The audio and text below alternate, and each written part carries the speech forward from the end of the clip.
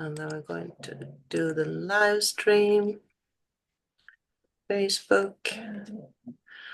Mm-hmm. Mm-hmm.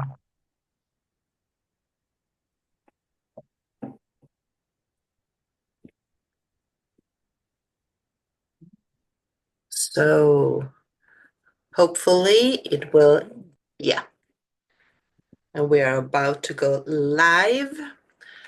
That's the normal technology that doesn't work properly when we are about to have a interesting chat.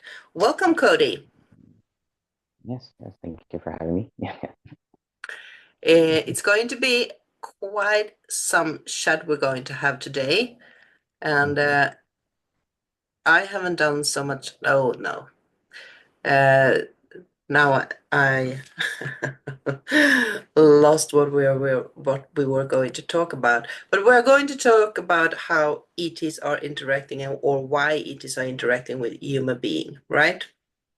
Yes, yeah, kind of like a general topic of, why ETs are interacting and why they choose to help us. That kind of thing. Yeah. So this is going to be your show. Well, because it's such a general kind of topic, I don't have much specifics, but we can kind of just go over general stuff. So it might be a fairly shorter chat, or we can go off on tangents of different things. You never know where it's going to go. I don't really have anything planned. I just kind of going to go with whatever comes up. Yeah, we never know how it will end because when you start talking, there are always some question popping up. So we just have to wait and see. But Mm-hmm. if you want to start, you're more than welcome to start. It's a very interesting topic. How did you come up with the topic, by the way?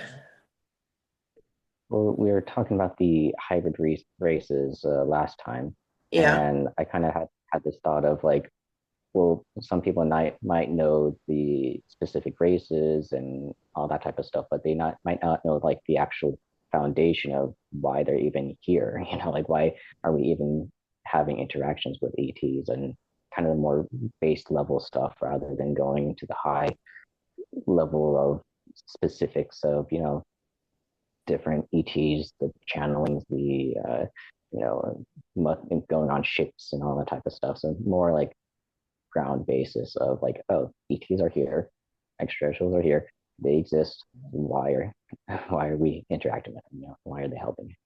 Mm.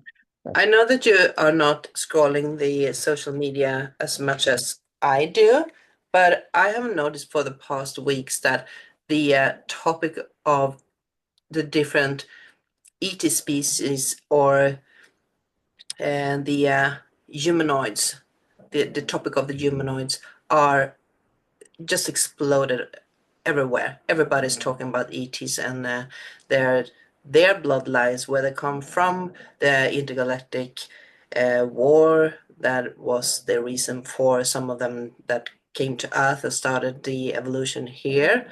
And it's everywhere in ordinary talk shows too. It's not just the esoteric ones. It's in the topic. I saw that Joe Rogan is more and more talking about the esoteric topics with a lot of people. So he has been huge in this area. Or so that's why I think it's kind of interesting, because we've been talking about ETs for a very, very long time, for many years, on and off. Uh, Not so much why they are here. We've been talking in a different chat forum here, but we have been talking about them. So it's obviously something that has happened with the timing of information. Mm-hmm. Yeah, certain topics, certain things pop up and will be integrated into the collective consciousness, basically. So the collective consciousness is more allowing for the engagement or the talking of these things, whereas before it might have been only certain groups, kind of like here and there, little kind of getting little bits and pieces of stuff. But now I think the general population and the collective consciousness is kind of ready for the more deep conversations about it, kind of more in-depth conversations.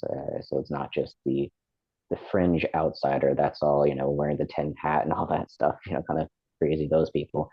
Now it's more the general public is getting more interested into it. So I think, yeah, it's definitely time for it. Yeah, that's pretty cool. So what are we going to contribute with? Well, I think I was going to start with saying that our history has multiple timelines, if you are. There's like multiple versions of our history, and therefore it can get kind of confusing with the information that you look up and have access to and all that type of stuff, where you might get certain versions of Earth that have more extraterrestrial engagement with us, and then some that have lesser engagement, but still significant. Um, and so the information that I might be giving today might come from multiple different histories, if you will. It might not be the history, but it's going to be a history of Earth. And what's because of those histories, how we interact with them or how they interact with us today. So, Interesting. So where do you want to start? well, just kind of starting with kind of how humans, they kind of talked about this last chat with the hybrid races of the Anunnaki uh, being the ones that kind of seeded human beings to kind of exist as humans. And they're technically extraterrestrials. They came from another planet to come to Earth, and that's how we came to be. That's one of the histories. Other histories have multiple races in, contributing to the human body and adding their genetic materials into it and kind of doing what they would call as experiments uh, to where certain groups of ETs will take certain groups of beings and in a location and be like, okay, we're going to be doing these genetic modifications to these people and seeing how they grow and how they react and all that type of stuff. And so they're kind of like in charge of different groups. Like each individual extraterrestrial race was involved with different groups over the years, of the beginning years of Earth, and they're kind of keeping their experiments separate from each other. And some would try to even like sabotage other groups with more complex stuff. But so yeah, there's this kind of like council of beings that were kind of guiding each of these smaller groups on Earth, and eventually they kind of it, it was kind of a point of getting them advanced enough so that they can take care of themselves, you know. And so we've gotten to that point a while ago where we kind of are interacting and mingling with each other. Kind of the world got less separated. The world's smaller now, so to speak, because we have more technologies that allows us to move places, but faster and all that stuff. So we can't have these separated experiments anymore. It's all one big experiment now. um, and I say experiment as not as like a negative connotation as well. It's not like they're, you know, uh, it's not malevolent or anything like that. So it's like a positive thing, but it can be viewed as a kind of suspicious or negative by some people. Um, so yeah, there's different things like that are happening, and why we have certain genetic markers that aren't activated because we have their genetics and we just haven't activated those genetics yet. So that's why we have a whole bunch of DNA that scientists would call junk DNA, and it's because it has all the information of kind of multi-physical information that we don't haven't activated yet, but we are slowly activating more and more, which is why we have more and more abilities and more sense of the higher self or the multi-dimensional existence, all that type of stuff. Hmm. So I yeah, that's just have kind of a quick question there. You mentioned it's like more of a experiment. Do you draw a like the Matrix movies? gotcha. Yes, yeah, Matrix. I would say it's less. I don't know. it'll be more physical than the Matrix, because the Matrix is like all these humans that are plugged into the machine, so to speak, and the machine is creating a virtual reality for the humans that are plugged into the machine. The humans are the batteries for the machine, that type of thing. Well, that's like the basis of the movie. So it's less like that and more like overseers in a group study. It's like we're going to study this thing and see how it goes and see how we can manipulate them to grow faster or slower and that type of stuff. So it's more of like uh, like a college students that have a group project that they're working on. Yeah, like a petri um, dish of all different species. yes, yeah. Yeah. Mm. Yeah, Interesting. that's one of the histories, yeah. And how we got to that is actually even more like a history thing where it goes into like how Earth really formed and this super Earth called Tiamat, and how Mars was like an orbiting kind of moon of Tiamat, and so it has this huge and kind of complex history with that, and it gets really a lot of information to take in. But so that's kind of like one of the histories. But I believe the Anunnaki history one is like simpler, so to speak. It's more streamlined. That's why I think a lot of people kind of maybe not prefer it, but have gravitated vibrationally towards it because it has less drama, less war, less that type of stuff. So yeah, that's one of the things. But But then we, what you you are not saying that it's just one timeline that is more correct than the other one, but in a way, it's like a lot of people have more. Um, how should I how should I say this? Leaning to the Anunnaki because there are some temple, not temples, but statues and pictures of the Anunnakis that are more you know available to us through our history books when we are looking at other religion and etc. We are seeing these images of the Anunnakis, but we do also have the scientists that do know that the asteroid belt that are circling around Earth, especially now, there are some massive stones in the ether, and they come from a planet that is destroyed. mhm. Yes, yeah, it would be the planet between Venus and Jupiter. In Hmm. between that thing where Earth is and Mars is and all that stuff, there was a really large planet there. That was Tiamat that was destroyed. That created that asteroid belt that's in between Jupiter and Earth right now, or like Mars and Earth and all that stuff. So yeah, it was definitely there because they've done what's it called, simulations, where they kind of take each of those individual asteroids and kind of reverse their trajectory. They all kind of come together as one planet. Um, so yeah, they do have physical evidence of that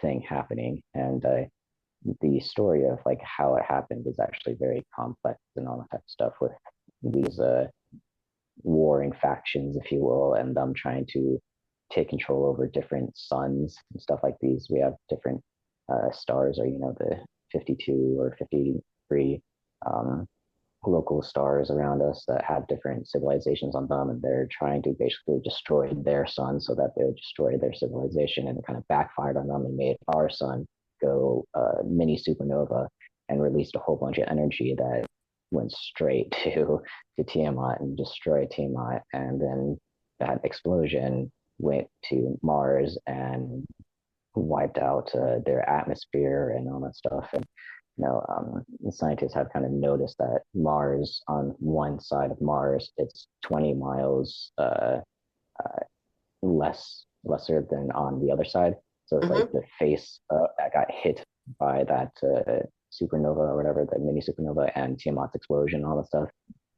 basically wiped out like 20 miles of the surface of Mars on one side. I And didn't know so you that. can, yeah, yeah. So it's you can tell the difference. It's on a planetary scale, 20 miles doesn't seem like much, but it is pretty significant. You can see the difference. And most scientists don't know why it's like that. They just think it's like erosion or kind of, natural elements decaying the Martian surface. But it seemed like much more of a serious like event, that happened. Mm. I know So, that in what's his name?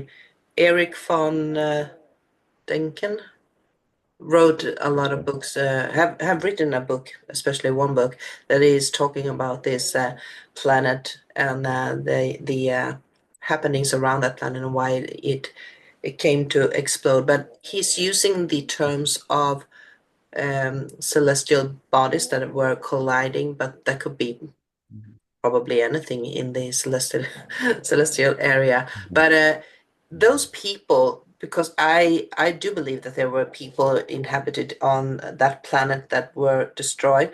Do you think that they most of them got away and ended up here on Earth, Mhm. or do you think they moved Yes. to another planet, or No, the story that has been told, that has been said, is during that um, kind of event. They didn't really have much time to get ready, but some of them were able to kind of escape on their motherships, Mhm. their ships, and that them from Tiamat, the main planet, and them from Mars, which was the orbiting planet of Tiamat. Both of them at that time were warring factions. There's like royal families on each of the planets, and they kind of hated each other. And after this explosion and out of this event, they both kind of got together and kind of put their differences aside, and they went over to Earth's moon. And so they basically developed a colonization over on Earth's moon, the caverns within Earth's moon. And they kind of stayed there for a couple thousand years until another event that happened that kind of made it so they couldn't really stay on the moon anymore. Therefore, the last three ships that they had during this like an emergency thing, it was kind of like a solar flare type thing that kind of was about to destroy them. They took these last three um, motherships and came to Earth and kind of crash landed in Antarctica. And at that time, Antarctica was not as snowy and kind of it was a different place, and within the Earth timeline. And but because they didn't really have a lot of time to get ready, just like the last major thing that they had, a lot of people weren't able to get out, and so in some of these, now this kind of gets more into kind of conspiracy level stuff, but some of these secret space program things that they've had, they were they would take the ships and explore the Earth, the moon's caverns, and see these giant cities basically under there, and then have a whole bunch of just dead bodies everywhere, and they're just kind of just decaying, slowly decaying within these giant cities because they basically were wiped out so quickly that they didn't have time to really do anything. It's almost like Pompeii, where you see Mm. these kind of fossilized beings that were kind of just doing their daily business and got killed super quickly. So yeah, so there's definitely uh, some interesting things to be found within the moon.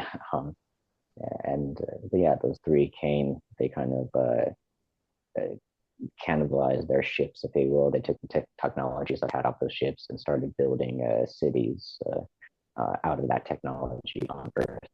And some of those cities might be described as like Atlantis and that type of thing. Um, But do we want to put Atlantis at that timeline? Because I feel that the destruction of that planet took place so long before yeah, Atlantis and then the civilization of mhm, Lemuria and Atlantis. So exactly. what is your Yeah. feeling? Yeah, well, this is where the different timelines kind of um, interject and what's it called, like conflict with each other. Okay. where the story of Lemuria and Atlantis that I know is that, the Lemurians were basically like the initial people that were made by the Anunnaki, and finally kind of let go from the Anunnaki's control, if you will. And so they started living on their own. And so that was like Lemuria, the first cities, so to speak, or first civilization with Lemuria. Then the catastrophic thing happened with their place and they had to go and move. And then they created Atlantis. And Atlantis had multiple spots open that like energetically needed to be filled. And so one of the spots that were filled were the Martians. And so the people from Tiamat's moon, the Martians that crash landed, all that type of stuff on Earth. So they kind of took over that spot there. The other spot was taken over by future selves of us, like kind of the future humans came back to Atlantis and took the other spot. And so that's kind of the story that I've come to believe and know, so to speak. Um, I was so going that's to why there's ask a you conflict. Mm-hmm. if the Atlantic souls were like uh, in a in a fridge. I was about to say fridge, but in a what do you say, a safe container until there was a Mm-hmm. civilization that matched their intelligence, so or how Mm-hmm. their Yeah. personality, intelligence, or whatever, so they could incarnate. So they have a similar rebirth and cycle process as we do here on Earth. Mm-hmm. Yeah, there's been a lot of uh, being that, like how I said, there's the experiments and stuff like that. A lot of those extraterrestrial beings created those human bodies to be able to incarnate into those bodies and have the Earth experience. Hmm. And so that would kind of go along with the Martians, to where they kind of had some influence on genetics and all this type of stuff, to where they can align with those bodies a little bit more and then incarnate into those bodies. Yeah. Mm-hmm. There are a lot of So, Lemurian groups, and there are usually are women within those groups, the Lemurian groups, and we have mm-hmm. Amber Wolf for one, who Mm-hmm. is a star mother. She calls herself Star Mm-hmm. Mother, and they Mm-hmm. are connected to the Pleiadians. So Yes, how do we draw the connection between Pleiadians and Anunnaki? because they basically, the Anunnaki had the genetic material and kind of the technology to do it. The Palladians and the Octurians had the spiritual energies to be able to seed a new race. So the Anunnaki, Palladians, and Octurians work together to be able to create this new human. Oh, so And that is like the the, laboratory that you experience to yes, get a working body. mm-hmm. Okay. Mm. Yes, exactly. Yeah, because the Anunnaki could build a body and all this type of stuff, but they couldn't give it like a soul, if you will. It's like you could have incarnations of like a soul, but they needed it to be different, like more advanced than the primates that they're using the DNA from, and so they needed to have some like closer level of their genetics, because their genetics were so high frequency and so advanced that it would kind of overtake the other ones and the bodies won't live. And so they needed to have this balancer. And so the Arcturians and Pleiadians came in and gave this energetic stability and balance to the human body by basically implanting their energy into Earth itself. And so Earth itself has the Pleiadian energy, so that kind of allows us to exist on this planet with the Arcturians' help as well. And so it's kind of this group effort to allow us to thrive on this planet. Mm-hmm. Mm. So what, how many years back in time would you go for this experiment to happen? What would you say? Would it be like in these 25,000 years that are in this circle of ascension process, or are we talking way back in the We're, timelines? we're, we're talking closer to 200,000 years Yeah. ago. Yeah. So that's like usually like that's kind of dated to where the first humans from the Anunnaki. were kind of developed, if you will, or kind of made. And so that kind of happened there. And then when we get closer into the Atlantic time, that's closer to about 100,000 years ago. And so it was quite a while ago, not just the 25,000, which was No. another cycle within that whole thing.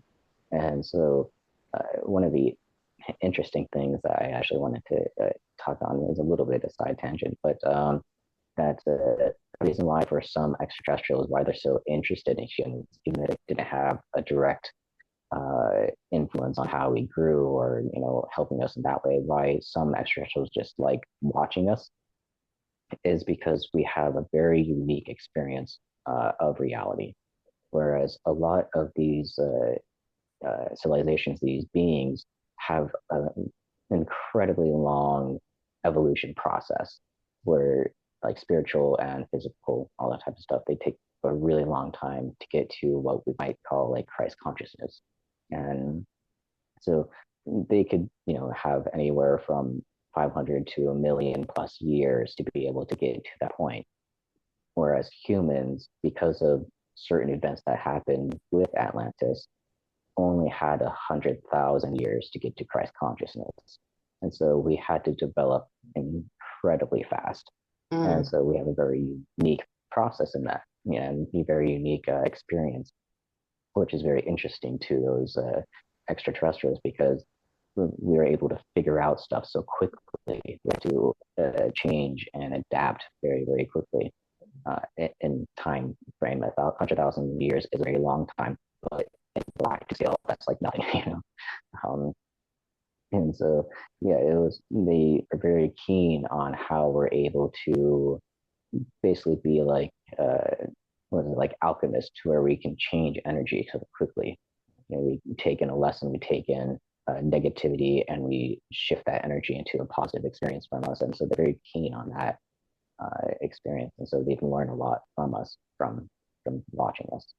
And, Yeah, and that's very interesting. So then I wonder why they are so interested with our ascension process right now, because you have heard all over the place, all over the globe, everybody's talking about walk-ins, and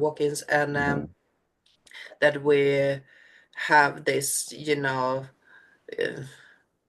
events in our dreams. We are traveling to different planets. We are feeling connected or drawn to certain galaxies or ET groups or they are so uh, close, not in the physical world, but in the unconscious world. So why? Why now? And yes, what yeah. are they doing here? What do they want? Well, experience basically. They love information, especially the ones that I was just talking about, where they're not fully interacting with us. They're just kind of watching, kind of gaining information just by watching. And it's because the why they might be connected with us is because on the other side we are all one. So they kind of view us as themselves, if you will, because when you're on that level of spiritual evolution and kind of just a connection with all that is, you kind of drop the whole they are separate from us, and so they know us through them because we are them, they are us, and so it's kind of a one thing. Therefore, there's no real reason not to help us or not to interact with us, because it's just like you're interacting with family. You're interacting Mhm. with something familiar, even if But we the still do humans have have. different fractions of these so-called ET groups or humanoids out there. They say Mm-hmm, that the most of the living species that are out there is humanoids, and mm-hmm, even if they doesn't look like us, they are similar to us with two legs, two arms, one hand, and one body, and mm-hmm, that could be in different shapes. But we do also know that yeah, these fractions have different again agendas. They have mm-hmm, it's still a galactic war taking place, so that is not over. yeah. So is No, there's this? still Yeah, go ahead. yeah, there's still what would be called like a galactic war, but it's more of a spiritual war, where it's uh, positive and negative energies, if you will, and trying to keep the positive energies to be more prevalent and all that stuff. The But battle of the the souls. extraterrestrial, yeah, exactly, yeah. Yeah. But most, I would say, like 90, more than 90% of the extraterrestrials that are interacting with us are positive. They're helping. They're that type of stuff. They have an agenda to help us grow and evolve, and want us to become part of their galactic group, so to speak. To have humanity walk among them as they explore the stars. Um, and so that's kind of like a lot of their agenda is to help us as if you're helping a child grow, you know. And then there are some negative ETs that try to interfere with that process, but it's such a small number of them, and there's a lot of defenses in place, and so they only have a small amount of true influence on Earth and on us. And there's billions of extraterrestrial races and all that stuff, and there's only a small handful of those that actually know that we exist and interact with us. And so the number of extraterrestrials that we interact with and have help from might seem like a fairly large amount of beings, but it is kind of like a drop in the water compared to the rest of the universe, how big it is and all that stuff. And even the ones that do know us, there's only a fraction of them that actually interact with us and all that stuff. So there are plenty of extraterrestrials out there that know of our existence but don't want anything to do with us, or just don't care. It's not part of their theme to go through and interact with us. And yeah, there's just a lot of beings out there, Yeah. I kind of get that it's not just in our galaxy, it's in a lot of close galaxy and not so close galaxy. I actually heard something yesterday, I think it was yesterday, about how computers now have reached a quantum stage. They have tapped into some odd messages or codes that are not existing in our physical world, and that has caught the attention of the scientist that they are tapping into another dimension, and that means that we are one step closer to uh, officially embrace the fact that we have different dimensions now that we have found a way to communicate. There were some cautions that they don't know how to interact or what it should means if we are letting the computers keep talking or exchange codes with it, with the external source. But it's quite interesting. So the gap between us and something else out there is definitely closing in. It could take decades, of course, before it happens, but it's closing in. Yeah, the rate of technology has an exponential growth basically curve to it. So it's like slow for a while, and now it's just going crazy fast, crazy high, new developments every year, that type of thing. And especially within the quantum computing stage, just 5, 10 years ago, it was almost impossible to get a quantum computer to even work. And so now they have them kind of working fairly good, but not as efficient as they want them to be working. And so there's a lot of companies kind of competing to get like the most efficient, best working quantum computers. But we're in the state with the quantum computing uh, is right now, as we were when the first computers came out, and they were the size of buildings. Like you had to have an entire building to hold all these hard drives and things that are moving just to do a simple calculation. And that's kind of where we're at within the quantum state of quantum computing, is that right now we have really large machines and very large complex things to be able to get these qubits, as they call them, to work at a state of absolute zero. And so they have to like cool it down like a crazy amount to be able to have these qubits to be in a state of either at state of 1 and 0 at the same time. You know, and the amount of qubits that you can put within this computer is the ability to have these computing power of it. And so right now, I think the limit is like 32 qubits. I think is what they reached like a record of, and most of those weren't operating at capacity or Mhm. efficiently. But the more qubits that we are able to put into that computer, the more computing power it would have, and the closer we would be to have full communication with the quantum state, quantum world, if you will. Uh, yeah, So it's definitely interesting. a yeah, it's going to get there pretty quickly. Actually, we think that it might be like decades away, but I think it's a little bit closer than that. But well, I think for the general public to know about it would be decades away, but the actual realization of it and the completion of that type of level of quantum computing is kind of already here or just on the cusp of being here. It's just the public might not be aware of it or have access to that information just yet. Oh, if you ask me, I do believe that it's really an ongoing process right now. Um, we've been talking about how they are observers of the human race and our events up on Earth.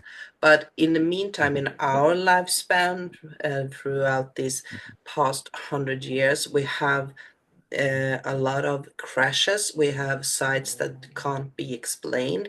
We have Valiant Thor, who was a supposedly in the White House giving counsel. Is that the Mm-hmm. correct term? Yeah. So they are Yeah, already yeah, interacting. So if they are interacting with us in the past, they obviously have this communication way, and by leaking this information, it's in my world already a in process of being used. yes, exactly. Yeah, it's definitely being used and definitely having a lot more interactions than people are aware of. There's some beings that are like really, really high vibrational beings can't really be on Earth for a long period of time because the vibration is so dense that it actually hurts them. You know, like the hybrid children and that type of being on Earth actually is just harmful for them. So they can't really stay on Earth. So that's why they have to be in their ships and kind of observe from afar, if you will. Whereas some can lower their frequency sufficient enough to where they can stay on Earth for longer periods of time. And there's some interactions that people might have during the day where you kind of feel like this person is a little different or out there or something like that, and or just they have their energy or aura to them, and you don't know why you're interacting with them or why they're there and all that stuff. And it turns out that they're actually an extraterrestrial, just shifting their vibrational frequency to be able to interact with you. And so that's like on a daily, or not a daily basis, but like a more like everyday person can experience that thing, but it's just very, very rare there because that's the thing. But there's also a lot of extraterrestrial beings that have been said to be working with each of the governments and all that type of stuff in different programs to be able to slowly guide Yeah. us in a more physical way. One thing that I really a story that maybe some people might not believe or get, so to speak, is do you remember a city called Paradise? Yes. There's a Oh, that was Paradise one of Rock. my questions here. If you heard about Yeah. that. Yeah, a whole place called Mm-hmm. Paradise with supposedly uh, humanoids living there, looking Mm-hmm. almost like us, a bit Mm-hmm. sharper jaws and slighter, different teeth, but similar Mm-hmm. diamond-shaped Mm-hmm. eyes or purple eyes. Yeah, Yep. they're Yes. Yeah. no longer here. Good. Yeah. Yeah. They were like they would be out in the farmers market shopping just like a normal Mm. human being, basically. And for me, I was in Forest Ranch, which was literally one kind of street, if you will. Like if you think of like highways, there's going up a mountain. I was one street away from Paradise. Oh. So I lived basically less than 50 miles away from Paradise, or probably less than that. So I was right next to it, and especially when Paradise Fire happened, the fire, the flames were literally encapsulating the roads, and we were driving through the flames, or like yeah. So I was very connected with Paradise, very close to it, and so it's very interesting to find that information out and be like, oh, they're like right next to me, Mm. and and so it was very interesting actually that kind of a maybe coincidence or something, but a lot of retired Lockheed Martin employees and people that have supposedly been working on, UFOs or spaceships and that kind of secret stuff retire in Paradise. So they live in Paradise, or used to in Paradise. Mm.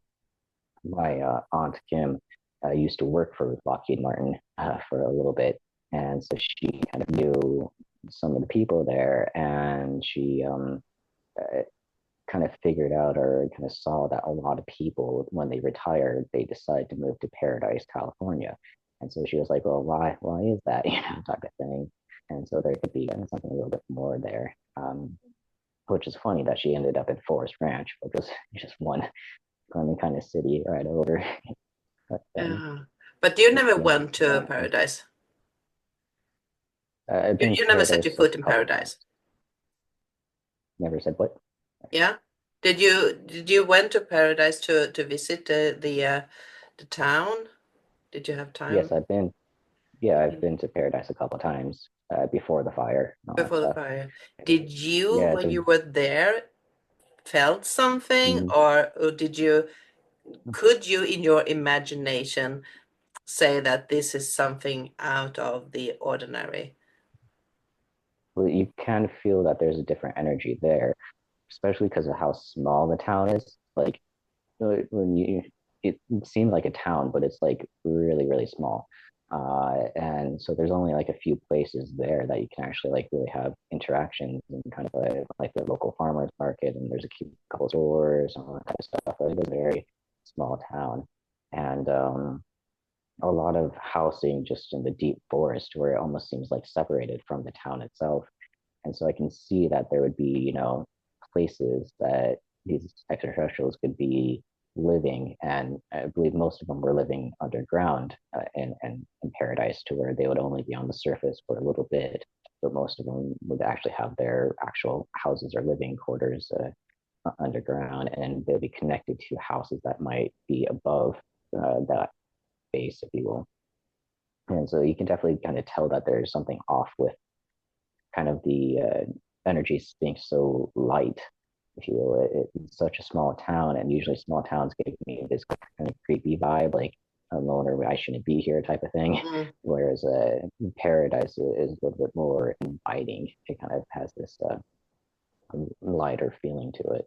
So it's probably why they're able to stay there for, longer periods of time. I'm not sure if they're still there. I believe they left because of that fire, and that fire was fairly suspicious, but not getting yeah. into conspiracy theories.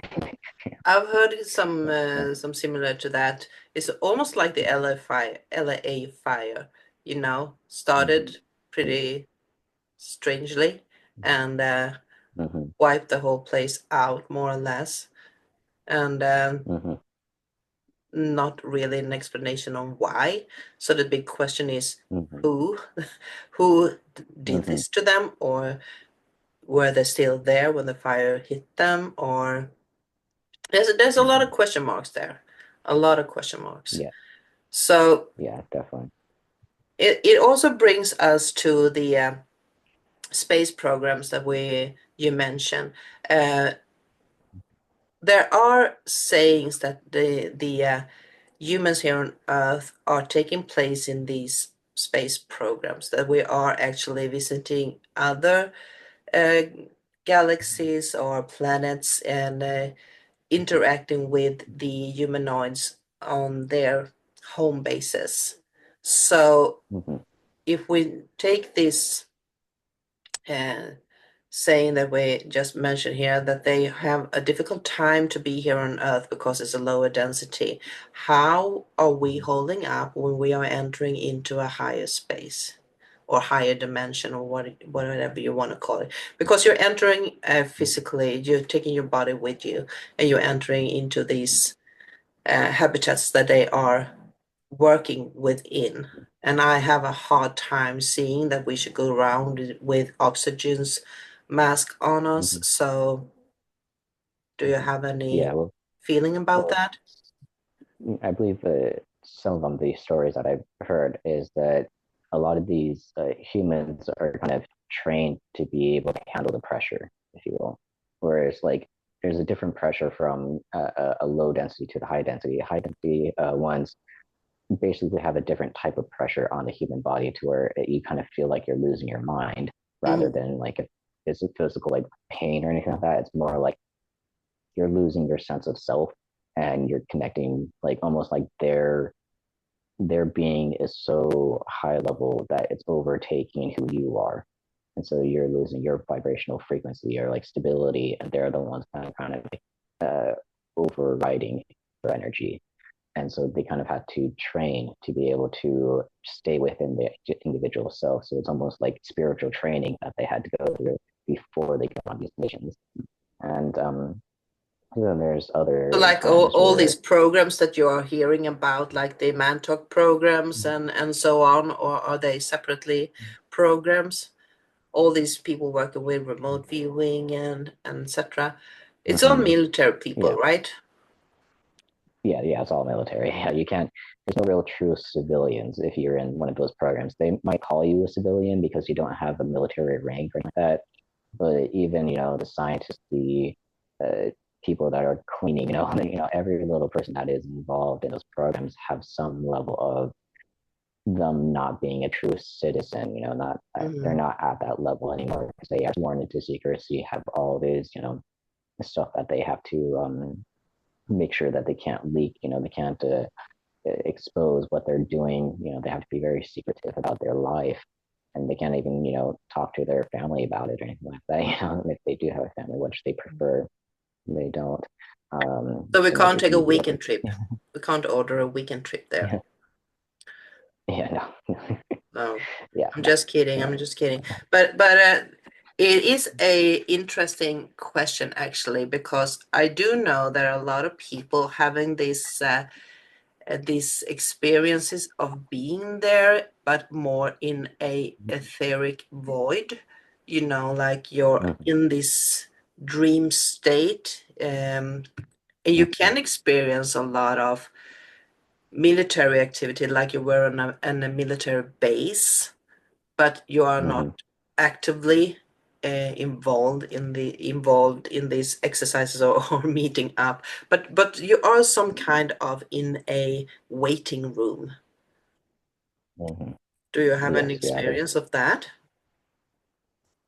I personally haven't experienced that, but I do know stories of people that have, and to where like they might be remote viewing someplace, like they go and try to remote view the moon or something, and they end up in a room that seems very kind of normal, kind of our uh, maybe not normal might not might be the exact words, but like metal walls and kind of a solid structure and all that type of stuff, and they'll just like randomly show up there and they're like, I was supposed to be looking at the moon, why am I in this building?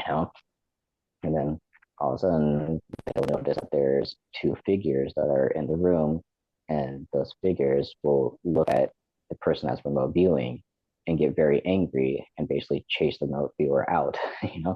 And it's because the people in that room are extraterrestrial. They are people who are aware of those frequencies, and so they know that that remote viewer is not supposed to be there, and therefore they kind of like, oh, you should go, you should shoot, Yeah, type of thing. And so that yeah. I kind of know what you're meaning. I know that I've told you before that I did this meditation, that I wanted to enter a spaceship, and Mm-hmm. I was escorted out of there in Yeah. very fast speed. But that is another story, but that's not quite the experience that I have. I have been having these reality dreams. They are so real, so you can Mhm, physically feel that you are present, but you do know that there's something odd with the environment, so it can't mhm, be like in this physical realm. But mhm, it has been like in, I wouldn't call it a metal structure, more like a hangar structure, with military bands. There were a lot of people there. Everybody was dressed with military clothes, including me. But the one thing that has been moving on through, I have this experience like a couple of times now. I always have had a German Shepherd with me, always standing in between me and the people I see. And I do know because I have eye contact with them. Almost like you said, they are very aware that I'm there. They are mhm, not threatening me with their being. They are not escorting me out of there, but I can see that they know that I'm there. So mhm. I'm kind of wondering what is happening there, Cody. Yeah, yeah. So it sounds like it's a mixture of lucid dreaming and kind of astral projection, if you will, to where it's like when you're in a dream, you are lucid, you're very aware of reality. Mm-hmm. And in certain states, like going back to like the hybridization program type of thing, when you're in a dream, they can literally kind of pull you into their spaceships to have you interact with your hybrid children. It's a real space, but you're technically dreaming, right? Yeah. And so you're having this dream, what's a reality for them and it's reality for you. It just is kind of described as a dream. Therefore, these places that you've been to could be actually, and probably are, actual physical locations, physical places. And you being there in a dream-like state is you kind of having this what's it called, like integration between their reality and your dream reality, if you will, and Mm. the German Shepherd being there as a spirit guide or spirit protector, as Yeah. kind of this barrier between you and them, and therefore there's kind of a safety net there for you. And so, yeah, I do feel like it's real, and you're having some type of interaction with them or with that place. And it's more of a theme that you wanted to explore, or some information that you wanted to gain from it. So there's this reason for these dreams, and especially those lucid ones that are very real to you. Um, Mm. Because the last one, it was slightly different.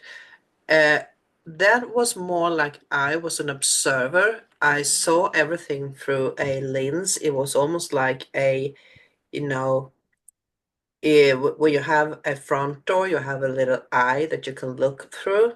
There is, a clear sight in the middle, but the edges are kind of blurry. So I mhm, wasn't walking, I was more like following the person in front of me. And once again, there was this gymnastic hall, and the person was moving downstairs, and there was once again a German Shepherd, moving through the masses of people there, and they were more like in a zombie state. They didn't interact with the mhm, person that I was following, and we came down to mhm, the floor level, and the shepherd guided us to a door in the end of that door, that room. So, and mhm, then I don't know what happened. So mhm. I kind of think Yeah. this is quite fun because I enjoy playing with those energies, if I could say so. And Mhm, not that I'm doing it mhm, intentionally when I'm sleeping, but obviously I'm tapping into something. I do know that. And this is not the first time, but it's mhm, been activating once again. mhm, Been a couple of mhm, years since the last time, so now it's back. And yeah, that to me is a sign of that there are more people here feeling the energies of another void of humanoids. And mhm, actually opening up. So I do believe, and I hope that we are going to see more of those people here. And we're Mhm. not calling them ETs now, we are calling them people from another Mhm. planet. Um, Yes, yeah. Well, ET is a generalized term for extraterrestrial. So terrestrial is human mm, people that aren't on Earth.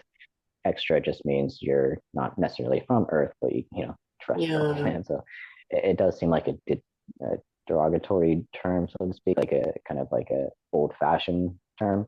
But I think it's a much better term than aliens, because that just yeah, sounds even worse. definitely. So So I think it's I a heard good somewhere that they term. didn't want to be called aliens anyway, so but what do I know? I'm still calling them Yes, ET.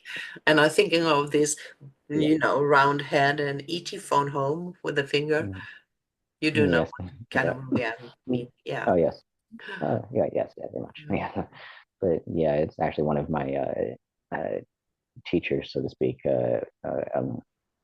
Someone that helped me with my psychic development. She was always calling them aliens, and I had to uh, redefine it for her, kind of giving her another terminology that she can use, because I knew at that point that they don't like being called aliens, and aliens just wasn't the right word for it. To where it's like, because they're humanoid, they have almost human genetics, or we have their genetics, Mm, that type of kind of back and forth type of thing. That they're not, not a different species. Like dolphins or aliens to us, they're completely different. They're have mm, different structures and all that type of stuff. Whereas they are extraterrestrial. They are basically us, but not from Earth. So that's why I mm. like that term a lot better. But yeah. But yeah, Yeah, it's that's so cool. yeah, So, I have another question. I don't know what time it is here, but do you have a couple more minutes? yeah, a couple more. Yeah. Yeah. We were talking about paradise. Uh, do you think that was a one-time event? It was like more of a experiment to integrate humanoids here on Earth, or do you think it was a one of many small colonizations here on the top Yeah, of one. surface?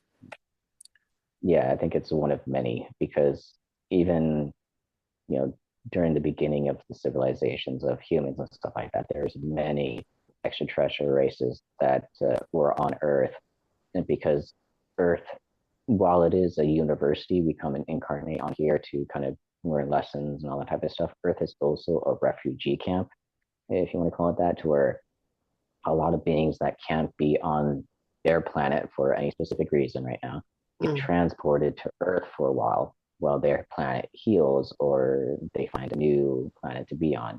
And so it's kind of like a stopgap of like, oh, you can be here for a while until we figure out your next step, um, mm, and so they'll have higher level beings kind of navigating them towards Earth to say, yeah, stay here for a while, and then we'll guide you to your next place later on.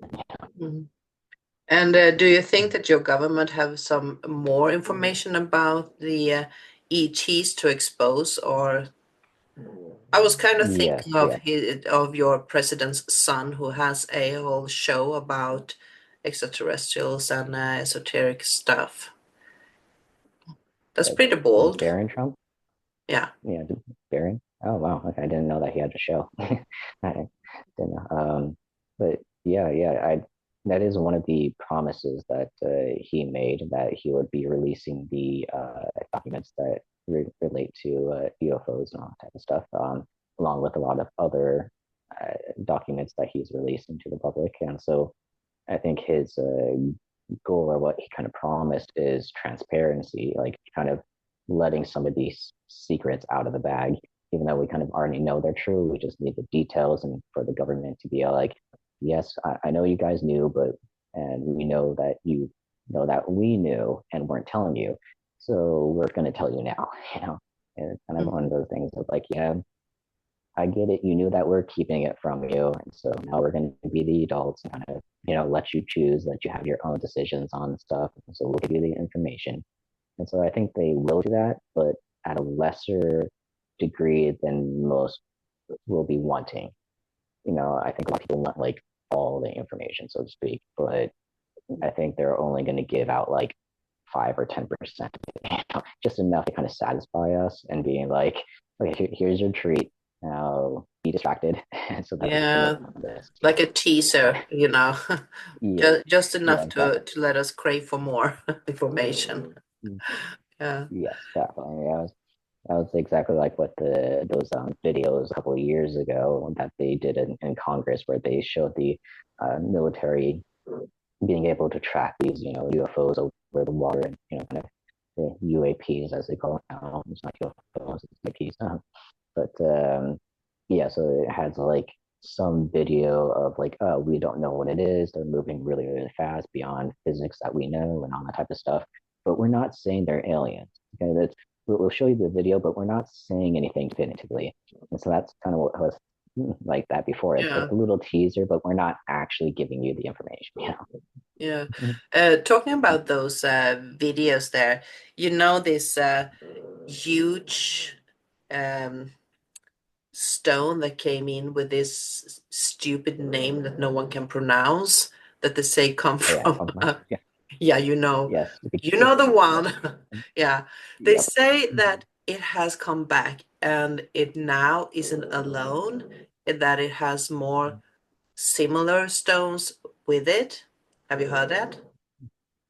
No, I didn't know that. I thought it was so far away, this Amacho or something or whatever. Hmm. And it was only a name that because it was discovered by a Hawaiian, and the name literally means traveler from the stars.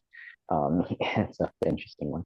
But yeah, I knew that it was coming towards us, but I thought it was so far away that it's Yeah, going to take like that forever for it. was what they saw. It left the hour, space and time, Yeah, and yeah, yeah. maybe it's not the same. Maybe it's a similar one. It could be another one, but Hmm. something new has entered our Hmm. atmosphere and or our Yeah. galaxy, and is coming Hmm. towards us.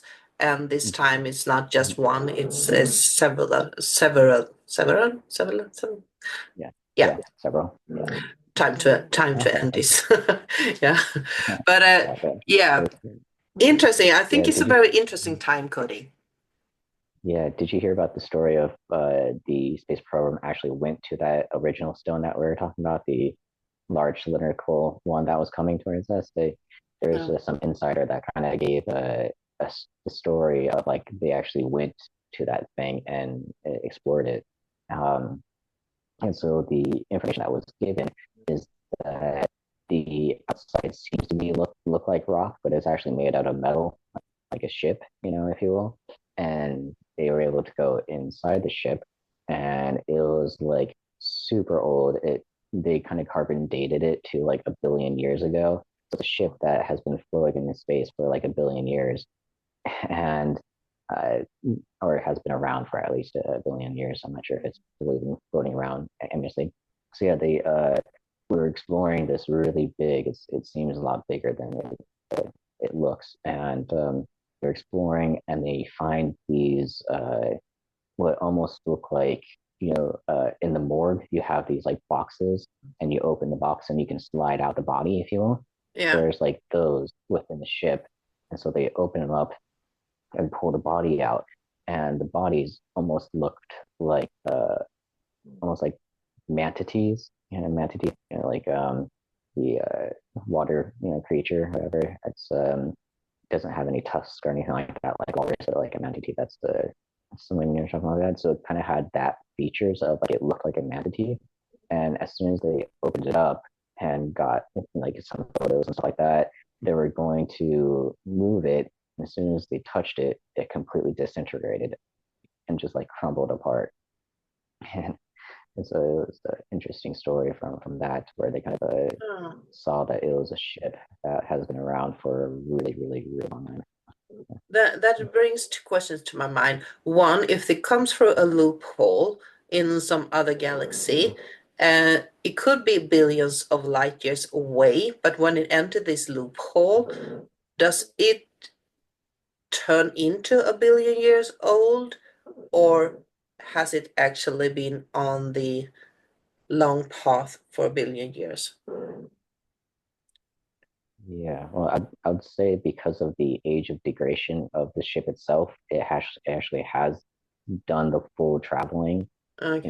and actually took that billion years to travel from one galaxy to the next galaxy into ours. Um, and So it's so more that's like why a it was like graveyard ship.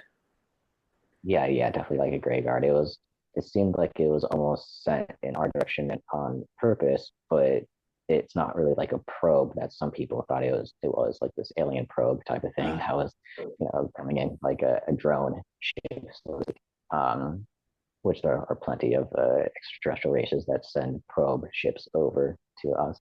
Um, but yeah, this one seemed like it was an actual functioning ship at one point that seemed to have bodies on board, but those bodies are so bad deteriorated that you can't move them because they just disintegrate. And the ship itself seems like it's almost in a state of like barely hanging on type of thing. And it's only because there's no gravity outside that it's not Mm. completely falling apart. So yeah, there is a lot to it, but yeah. I actually saw an interesting video last night on YouTube. I was scrolling around and it came up with a sarcophagus. So the Sarcophagus, yeah, Egyptian, sarcophagus. yeah, the Yeah. where you Mm-hmm. put the dead bodies in within, that the Russians Mm-hmm. had found for a couple of years ago, like in the 40s, and when they opened it, it was a well-preserved human-like being with almost a snow white skin and Mm-hmm. brown hair.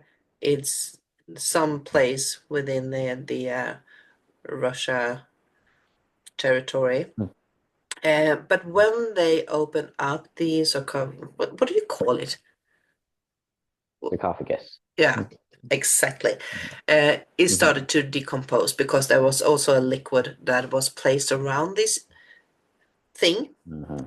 And but they could date it back, and they were claiming it to be like 800 million years old. Mm-hmm. That doesn't sound proper. I could have read it wrong, but it was tremendously old. So that is Yeah. similar to what you're describing in this Mm-hmm. spaceship. That's Yes, quite yeah, there's a lot. interesting. Yeah, Synchronicity. there's a lot of buildings, a lot of temples, monoliths, and all that stuff that are scattered around our solar system and our local planetary system of beings that originated on Venus, of our Venus, Mm-hmm. that existed 2 billion years ago, and they had built those structures out of this clear aluminum thing that's like able to basically doesn't really degrade over time and super strong, like 10 times stronger than bulletproof glass and all that stuff. And so it's been able to survive for that 2 billion years. And these race is the only information that they are able to gain from it is that they were called the builder race, Mm. and they're like one of the original races, so to speak, within our local star group. And they set up these massive ships that are like the size of moons and planets, almost like a Death Star, type of thing from Star Wars. And they have a ton of them set up all around our local star system. And that system is basically a protective grid that doesn't allow any negative ETs to enter. And like if unless they're kind of like have access to enter it. And so it's like this giant kind of defense grid that they built a super long time ago. And some of the races, like the ones that were on the Mars before it got completely destroyed, and Tiamat and all that stuff, discovered these structures and basically kind of started almost worshiping them like gods, even though they knew that they're just an extraterrestrial race. But they took all of their information, the schematics of their designs with the pyramids and different temples and monoliths Mm. and all this stuff, and they kind of like started reproducing them or reproducing them for themselves because they understand that it was really efficient and energetically perfect and all this stuff. And so that was one of the races that we have some interaction, but not like fully. Uh, Apparently, one of the stories that the Law of One, Raw, that channeling or that book channeling was describing the builder race, and that apparently Ra was from the builder race that evolved into what we call the blue avians. So Kind of a heard version that of the one. once before. Yeah, I Yeah, also heard that. yeah. And one of the later stories is that it's Archangel Michael who incarnated is one of his energies into this raw figure, and Mm-hmm. that is channeling the collective from the archangels collective that are Mm-hmm. channeling this lower one. So I Mm-hmm. don't know what is the truth, but I do believe that the lower one has a lot of good stuff within it. I haven't read the whole book. I admit that I don't have read it, but I've been screening through it and I read some Mm-hmm. parts of it and I found it very interesting. So it's on my bucket list to read once, at least once in my Yeah, definitely. lifetime. Have you Yeah, read I'm it? not a big reader, but I listen to it on audio tape. So I Okay. just listened to the recording of somebody else reading it to me. But do you The find it lazy version. interesting? Yeah, it's definitely reads less of a book and more of a conversation. It Mm. is questions that are being asked, just like a normal channeling session, so to speak, and information getting in response. Mm. And some of it is a little, kind of what's it called, like It's a little bit of cryptic, Lee if you will. Carroll It's and like, Cryon. yeah, definitely. Yeah, it has a good mixture of that, Mm. and definitely much more like benevolent and all about unconditional love and some of that kind of aspects to it, but also a little more like uh, symbolism and kind of not giving the full answer. You kind of having to figure out exactly what he's saying and that type of stuff. So it is a little confusing if you don't fully get it or grasp what he's talking about. Mm. But definitely very a lot of useful information in there. Yeah. Mm. That's cool. That's cool.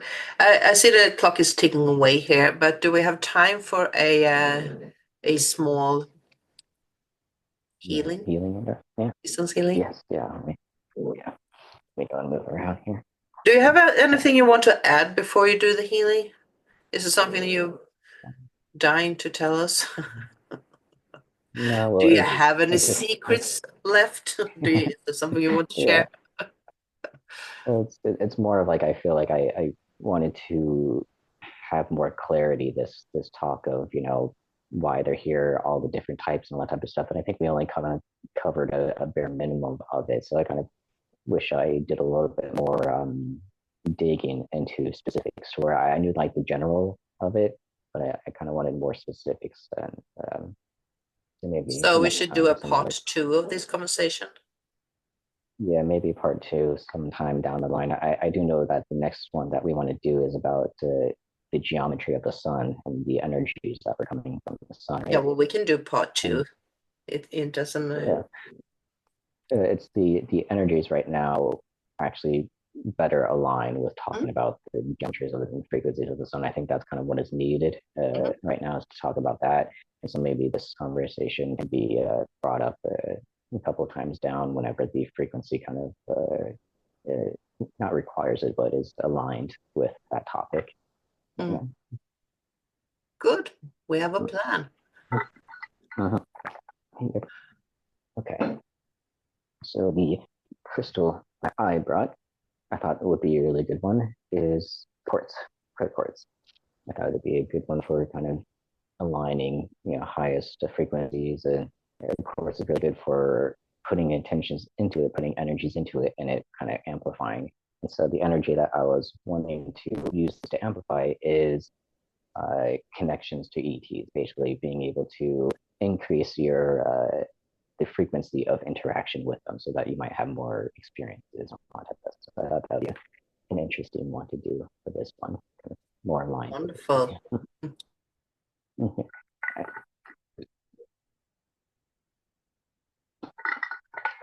Okay, so what I will be doing, just for a quick explanation for those who don't know, I'm going to be sending some energy from the crystal to you.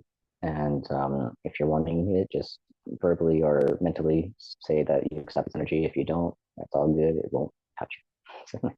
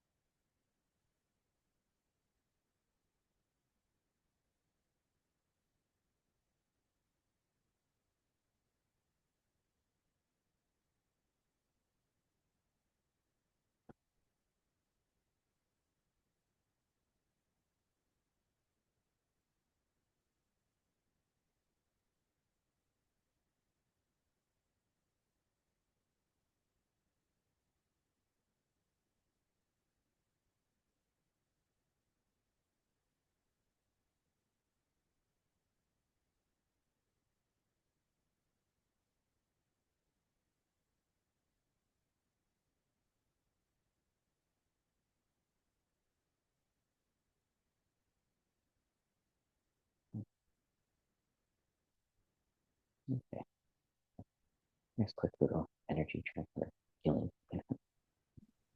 Thank you so much. Yes. It was almost like a breeze of ice wall moving through your essence. Mhm. That was pretty Yeah, yeah, pretty there's definitely a different. chill there. Yeah. Uh, Mhm. so thank you once again, Cody. It's been a wonderful topic today. Uh, I had a lot of fun listening to you and come uh, come up with all these questions that are just popping up when you are speaking. Um, Yeah. Really, really good. And I hope that you who are listening and tuning into this have enjoyed the show as much as I have. And looking forward to hear much more of this topic or a different angle on this topic the next time or the time after that. So we will be back with a another date when we are meeting up here once again. So we will let you know. So thank you all for listening, and thank you, Cody, once again. Yes, yes. Thank you for having me. No. Oh, and to all of you, thank you. Be safe. See you next time. Bye bye. Maybe. And then I'm just going to